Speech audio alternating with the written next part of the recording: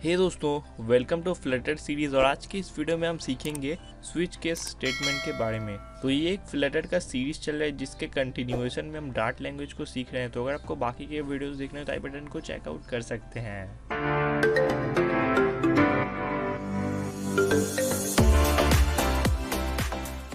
तो इसके पिछले वीडियोस में जैसे कि हमने इफ एल्स स्टेटमेंट को पढ़ा था, तो स्विच के स्टेटमेंट भी इफ एल्स के जैसे ही काम करता है। तो मेनली हम किसी कंडीशन को चेक करने के लिए स्विच के स्टेटमेंट को यूज़ करते हैं। तो आइए इसके सिंटैक्स को देख लेते हैं। स्विच के स्टेटमेंट का जो पहला लाइन होता है उसमें हमको स्विच लिखना पड़ता है और स्विच के अंदर हम लिखते हैं एक्सप्रेशन को जिसको हम चेक करने वाले हैं। और स्विच के बॉडी में मल्टीपल केस होते हैं, जैसे सपोज केस 1, केस 2। तो यहाँ पे आपको 2 केस देखने को मिल रहे होंगे, लेकिन यहाँ पर हम मल्टीपल केस लिख सकते हैं अपने रिक्वायरमेंट के हिसाब से।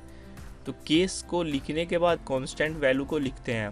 तो ये जो कांस्टेंट वैल्यू होता है ये हर एक केस के लिए डिफरेंट होता है। और ये जो स्विच का एक्सप्रेशन होता है ऊपर वाला, ये जिस कांस्टेंट वैल्यू को सेटिस्फाई करता है उस केस का स्टेटमेंट रन होता है। तो यहाँ पे आपको हर एक केस के अंदर एक स्टेटमेंट देखने को मिल जाएगा। तो जब केस ट्रू होगा तब उसके अंदर का स्टेटमेंट ऑटोमेटिक रन हो जाएगा। और हर एक केस के अंत में आपको एक ब्रेक स्टेटमेंट देखने को मिलता है। तो जैसे ही केस के अंडर का स्टेटमेंट रन होता है उसके बाद ये ब्रेक रन होगा, और जैसे ही ये ब्रेक रन होगा उसके बाद के जितने भी स्टेटमेंट्स होंगे उसको ये बाईपास करके निकल जाएगा। और स्विच स्टेटमेंट के बॉडी के लास्ट में आपको डिफ़ॉल्ट देखने को मिलता है। तो स्विच के बॉडी के अंदर जितने भी केस हुए, अगर कोई केस स्विच के एक्सप्रेशन को सेटिस्फाई नहीं करता है तब जाके डिफ़ॉल्ट का स्टेटमेंट रन होता है। तो आइए इसको प्रैक्टिकली देख लेते हैं। तो सपोज़ हम यहाँ पर एक वेरिएबल लेते हैं व्हीकल, और इसका वैल्यू को हम रख देते हैं एक स्ट्रिंग कार। तो ये एक स्ट्रिंग वेरिएबल हो गया। अब हम एक स्विच स्टेटमेंट लेते हैं और इसके अंदर हम व्हीकल को डालते हैं। अब इसके बॉडी को हम लिखेंगे, तो यहाँ पर हम मल्टीपल केस यूज़ करने वाले हैं। तो हम यहाँ पर लिखेंगे सपोज़ कार, और इसके अंदर एक सिंटैक्स होगा प्रिंट, और फिर ब्रेक देंगे। अब सेम हम इसी को कॉपी कर लेते हैं। एक कोलोन हमको इसके बाद लिखना पड़ेगा। अब यहाँ पर हम दे देते हैं ट्रक।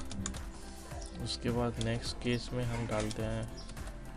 अब अगर ये तीनों केस सेटिस्फाई नहीं होता है तो हम यहाँ पर एक डिफ़ॉल्ट लिखेंगे और इसके अंदर प्रिंट करेंगे नॉट वैलिड।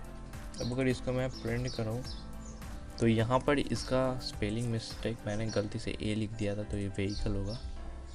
अब मैं अगर इसको प्रिंट करूँ तो यहाँ देखिए हमको कार दिख रहा है, क्योंकि व्हीकल का जो वैल्यू है वो कार है।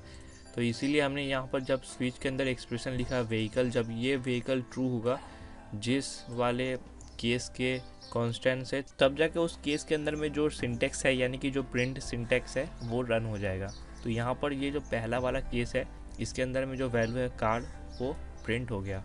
अब सपोज़ यहाँ पर हम इसके वैल्यू को अगर चेंज कर दें, इसको अगर स्कूटर कर दें, आप जाके इसको अगर प्रिंट कराए तो यहाँ पर देखिए हमको क्या दिखेगा, नॉट वैलिड। अब स्कूटर नाम का कोई भी कांस्टेंट वैल्यू यहाँ पर किसी भी केस में एग्जिस्ट ही नहीं करता है, तो इसीलिए ये डिफ़ॉल्ट रन हुआ और इसके अंदर का प्रिंट स्टेटमेंट हमको यहाँ पर दिख रहा है। तो फिलहाल के इस वीडियो में इतना ही। हमने स्विच के स्टेटमेंट को सीखा। तो अगर आपका इस वीडियो से रिलेटेड कोई क्वेश्चन है तो क्वेरी है तो आप कमेंट कर सकते हैं। और अगर आपको ये वीडियो पसंद आया हो वीडियो को लाइक कर दीजिए, चैनल को सब्सक्राइब कर लीजिए। थैंक यू इस वीडियो को देखने के लिए। हम फिर मिलेंगे अपने अगले वीडियो में।